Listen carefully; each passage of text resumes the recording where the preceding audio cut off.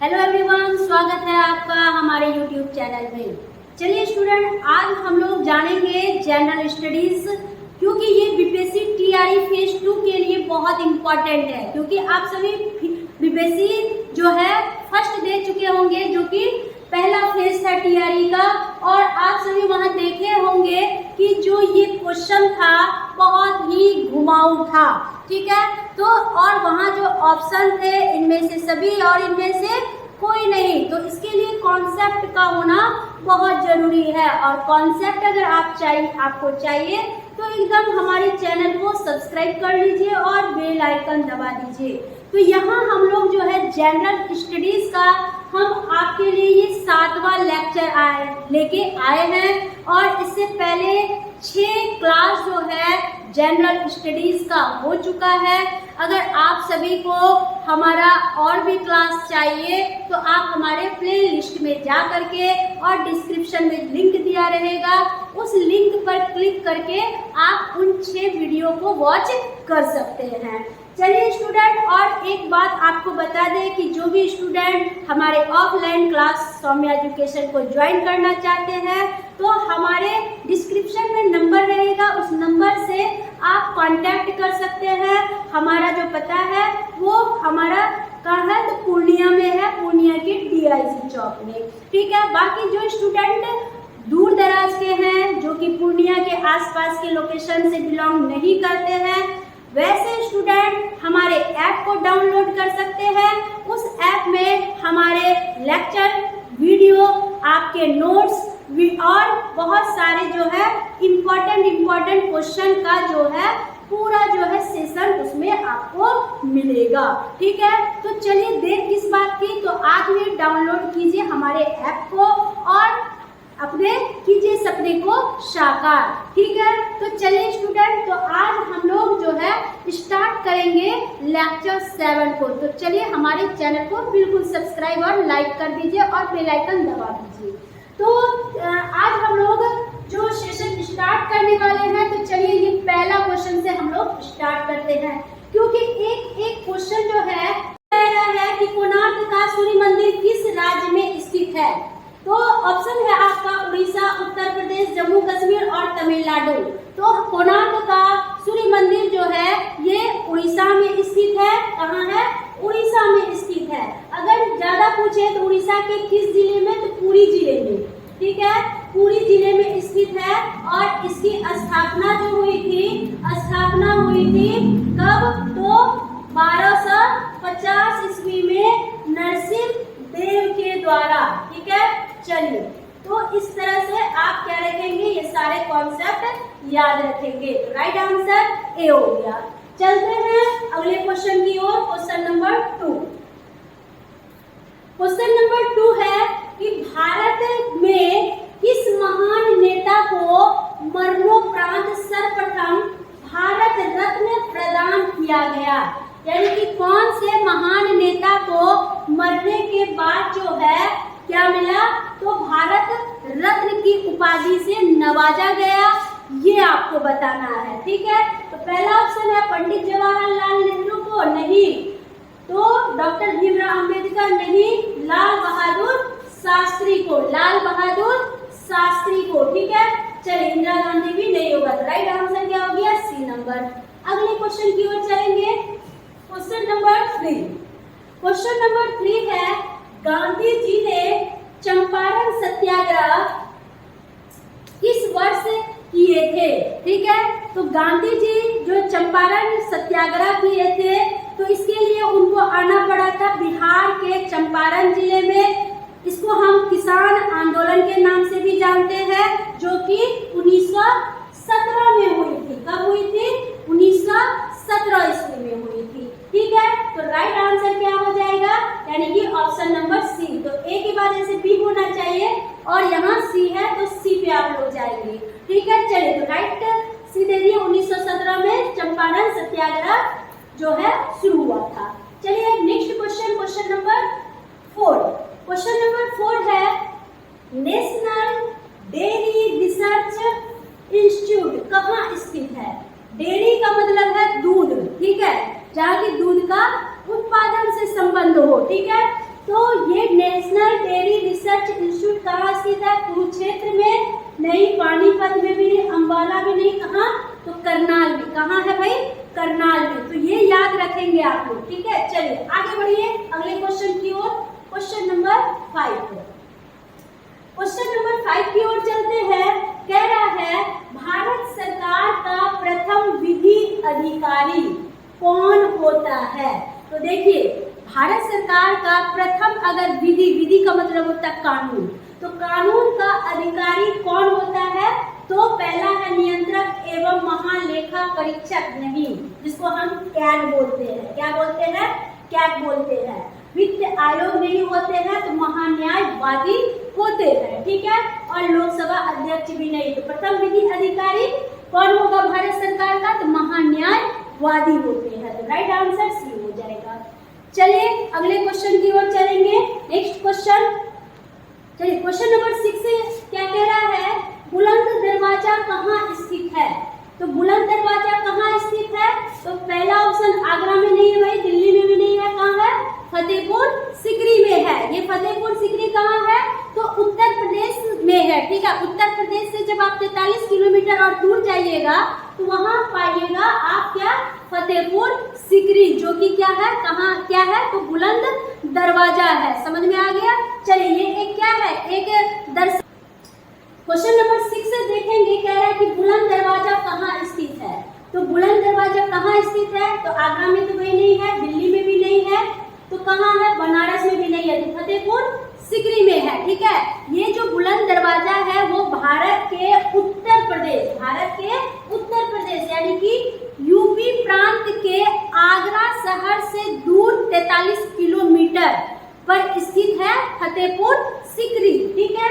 वहाँ जो है स्थित है। और ये जो बुलंद दरवाजा है एक क्या है? तो दर्शन करने योग्य स्मारक है, ठीक है। तो चलिए तो हमारा क्या होगा राइट आंसर? फतेहपुर सीकरी हो जाएगा। चलिए option C is right answer. अगला क्वेश्चन, क्वेश्चन नंबर 7 कह रहा है वायुमंडल के सबसे निचली परत को किस नाम से जाना जाता है?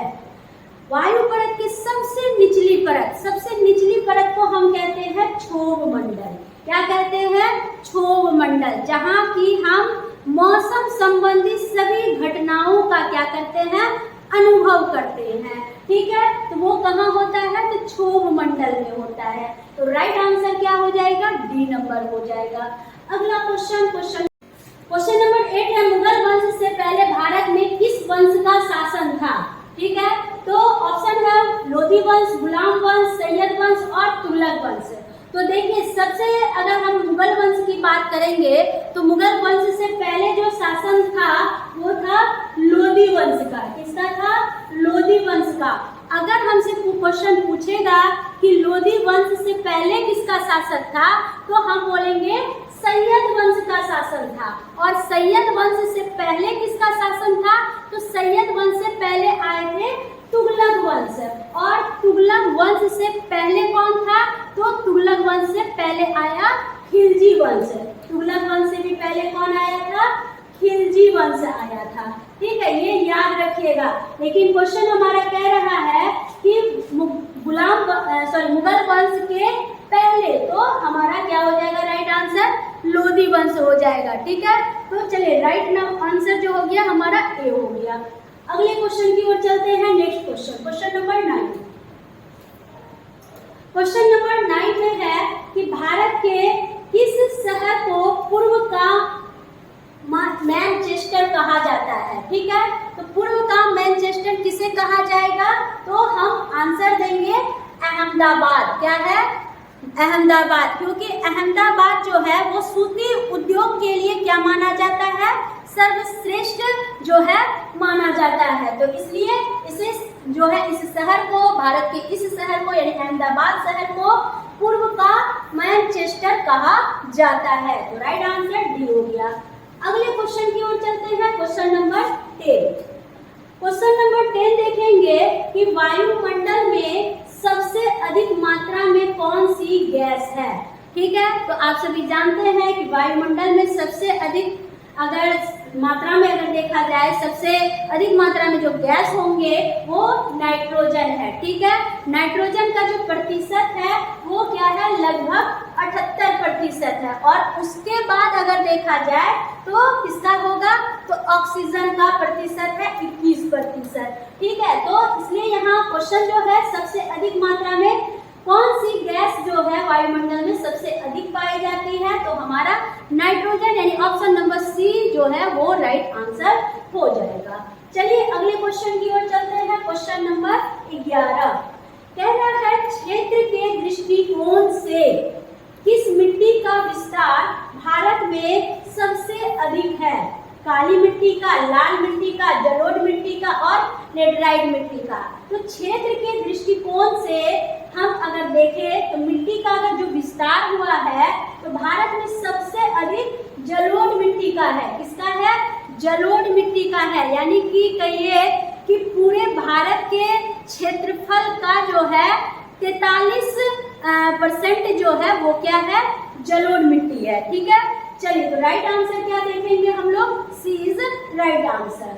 अगले क्वेश्चन की ओर चलेंगे। नेक्स्ट क्वेश्चन, क्वेश्चन नंबर 12 कह रहा है योजना आयोग का गठन, और ये योजना आयोग जो है अब बदल करके नीति आयोग में क्या हो गया है, परिवर्तित हो गया है।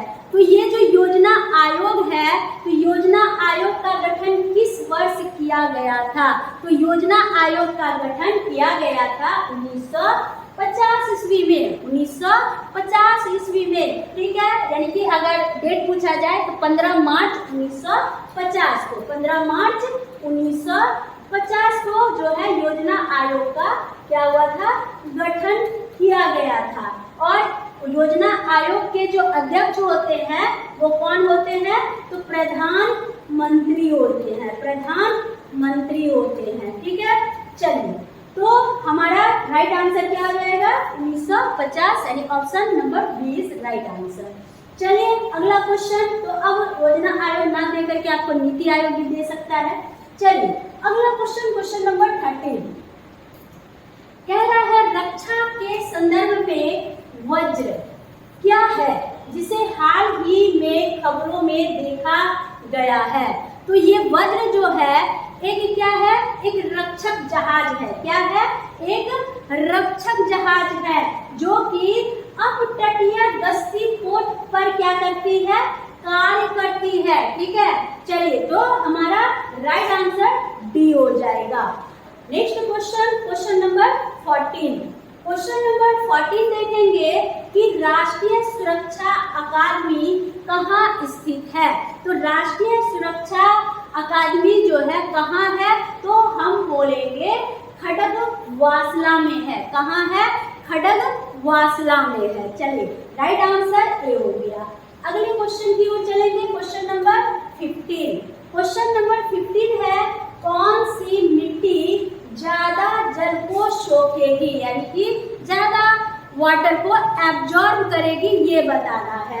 ठीक है, तो देखिएगा जिस मिट्टी में क्या हो थोड़ा सा बालू का अंश रहता है तो वो वाटर को क्या करेगी, ज्यादा से ज्यादा एब्जॉर्ब करेगी। तो चिकनी मिट्टी नहीं, तो वो मिट्टी क्या होगा, दोमट मिट्टी होगा। क्या होगा, दोमट मिट्टी होगा।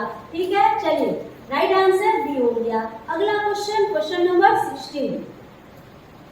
क्वेश्चन नंबर 16 में है लाल रक्त कण, यानी कि जिसको हम आरबीसी के नाम से जानते हैं, रेड ब्लड कॉर्पस्कल्स जिसे कहा जाता है। तो आरबीसी कहाँ उत्पन्न होता है, लाल रक्त कण कहाँ उत्पन्न होता है, तो हम बोलेंगे लाल रक्त कण अस्थि मज्जा में क्या होते हैं, उत्पन्न होते हैं, जिसको कि बोन मैरो कहते हैं। क्या कहते हैं, बोन मैरो कहते हैं। ठीक है, चलिए तो हमारा राइट आंसर क्या होगा, डी होगा, क्योंकि बोन मैरो में ही ब्लड के सेल्स का फॉर्मेशन होता है। ठीक है, तो डी इज राइट आंसर। अगला क्वेश्चन, क्वेश्चन नंबर 17। और बोन मैरो में ही जो मतलब कि ऑक्सीजन वाले जो सेल्स होते हैं वो इसी में बनते हैं। ठीक है, इसलिए हमारा वो सही है। अगला क्वेश्चन, क्वेश्चन नंबर 17 में कह रहा है कि नदी और चुंबकीय भूमध्य रेखा के बीच का कोण कितना होता है? तो नदी और चुंबकीय भूमध्य रेखा के बीच का जो कोण होता है, याद रखिएगा, ये 0 डिग्री होता है। ठीक है, तो राइट आंसर हो गया 1 नंबर। चलिए अगला question, question number 18।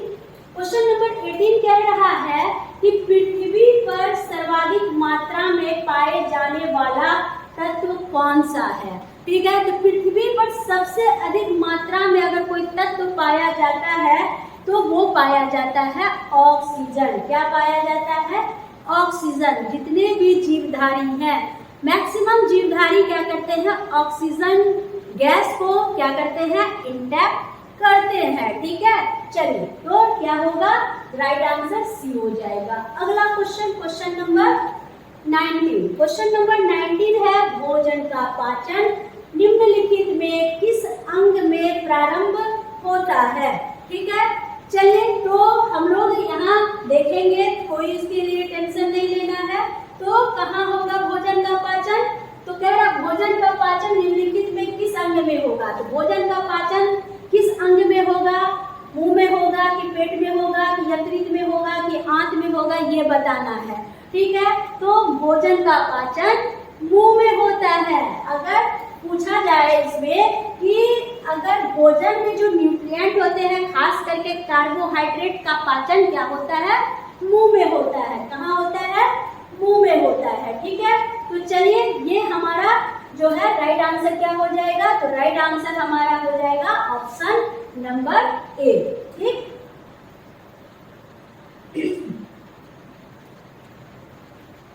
Question number 20 देखेंगे। कह रहा अर्धसूत्री विभाजन पाया जाता है। ठीक है, तो अर्धसूत्री विभाजन किसमें पाया जाएगा? पत्ती में पाया जाएगा? नहीं। फिर है दूसरा तने में पाया जाएगा। तीसरा है आपका मूलांग्र में पाया जाएगा। मूलाग्र मतलब होता है यानी कि जड़ का आगे वाला भाग। और चौथा है तरुण पुष्प की कलिकाओं में पाया जाएगा। तो जब भी देखिए अर्धसूत्री की जब बात आती है, और ये प्रोसेस कब होता है? तो जब हम रिप्रोडक्शन की बात करते हैं, तो ये रिप्रोडक्शन फूल से ही क्या बनेंगे? फल बनेंगे। तो इसलिए हम यहाँ क्या देंगे? तरुण पुष्प की कलिकाओं में। ठीक है, जो कोपल पुष्प होते हैं उनके बड्स में क्या होते हैं? अर्धसूत्री विभाजन होता है। तो इसलिए राइट आंसर क्या हो जाएगा हमारा? डी नंबर हो जाएगा।